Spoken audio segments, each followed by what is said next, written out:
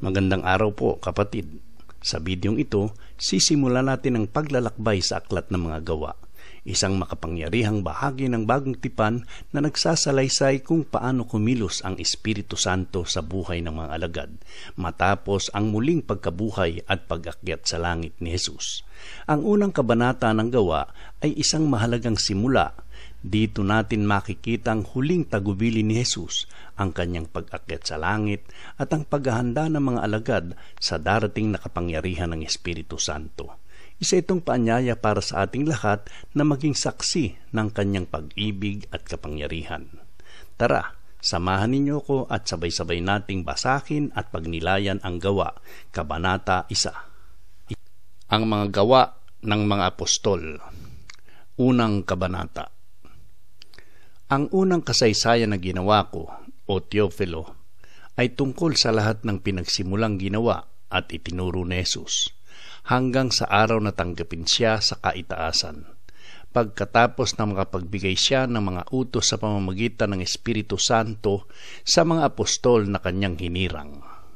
Nasa kanila namay nagpakita rin siya ng buhay sa pamamagitan ng maraming mga katunayan, pagkatapos na siya makapaghirap na napakikita sa kanila sa loob ng 40 araw at nagpahayag ng mga bagay tungkol sa kaharian ng Diyos. At palibhasay nakipagpulong sa kanila ay ipinag-utos niya sa kanila na huwag silang magsialis sa Jerusalem, kundi hintayin ang pangako ng Ama na sinabi niyang narinig ninyo sa akin. Sapagkat tunay na si Juan ay nagbautismo sa tubig, tatapot kayo'y babautismuhan sa Espiritu Santo na di na malalaunan pa. Tinanong nga siya nila nang sila'y nangagkakatipon at nangagsasabi, Panginoon, isasauli mo baga ang kaharian sa Israel sa panahong ito? At sinabi niya sa kanila, hindi ukol sa inyo ang pagkaalam ng mga panahon o ng mga bahagi ng panahon na itinakda ng Ama sa kanyang sariling kapamahalaan. Datapwat tatanggapin ninyo ang kapangyarihan pagdating sa inyo ng Espiritu Santo, at kayo'y magiging mga saksi ko sa Jerusalem at sa buong Judea at Samaria at hanggang sa kahuli-hulihang hangganan ng lupa. At pagkasabi niya ng mga bagay nito, nang siya'y tinitingnan nila, ay dinala siya sa itaas at siya'y tinanggap ng isang alapaap at ikinubli sa kanilang mga paningin. At samantalang tinititigan nila ang langit habang siya'y lumalayo, naritong may 2 lalaking nangakatayo sa tabi nila na may puting damit, at nangagsabi naman, kayong mga taga-Galilea, bakit kayo nangakatayong tumitingin sa langit? Itong si Jesus na tinanggap sa langit mula sa inyo ay paparitong gaya rin ng inyong nakitang pagparoon niya sa langit. Nang magkagayon ay nangagbalik sila sa Jerusalem, buhat sa tinatawag na bundok ng mga Olibo na malapit sa Jerusalem, na isang araw ng Sabat lakarin.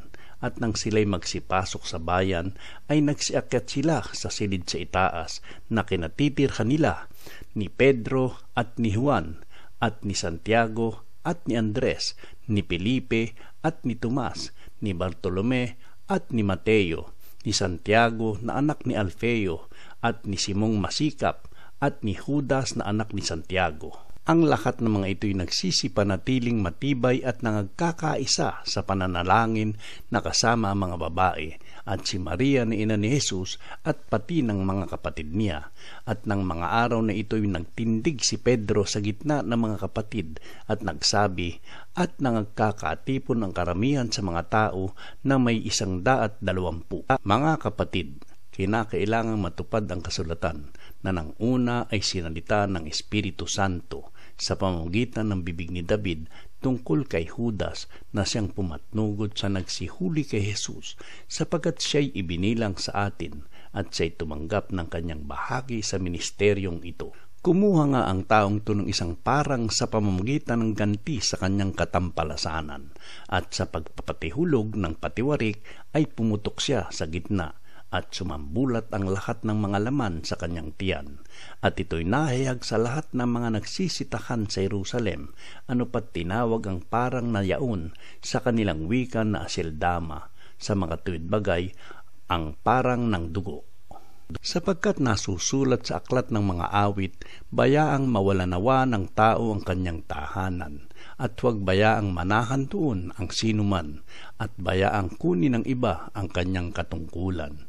Sa mga taong ito nga na nangakisama sa atin sa buong panahon na ang Panginoong Jesus ay pumasok at lumabas sa atin.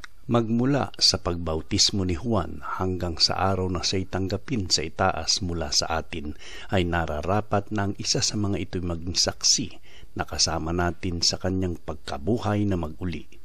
At kanilang ibinukod ang dalawa, si Jose na tinatawag na Barsabas na pinamagatang Husto at si Matias.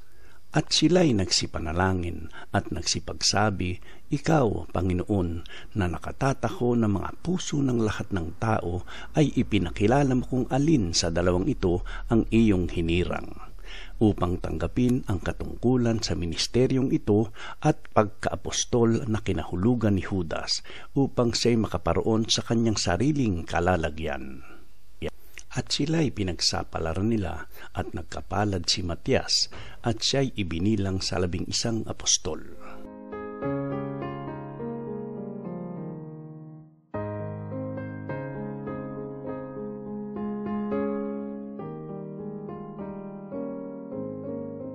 Mapagpalang araw pong muli sa ating lahat. Sa unang kabanata ng Gawa, masasalamin natin ang huling tagubili ni Jesus sa kanyang mga alagad bago siya umakyat sa langit. Hindi lamang ito paalala, kundi isang misyon, isang paanyaya sa bawat isa sa atin na maging mga saksi ng kanyang pag-ibig at kaligtasan. Mapapansin natin na ang mga alagad ay hindi agad pinayagang umalis ni Jesus. Sinabi niya sa kanila na maghintay, isang bagay na madalas mahirap gawin sa panahong ito. Ngunit ang paghintay na ito ay hindi pag-aaksaya ng oras, kundi paghahanda para sa pagtanggap ng kapangyarihan mula sa Espiritu Santo.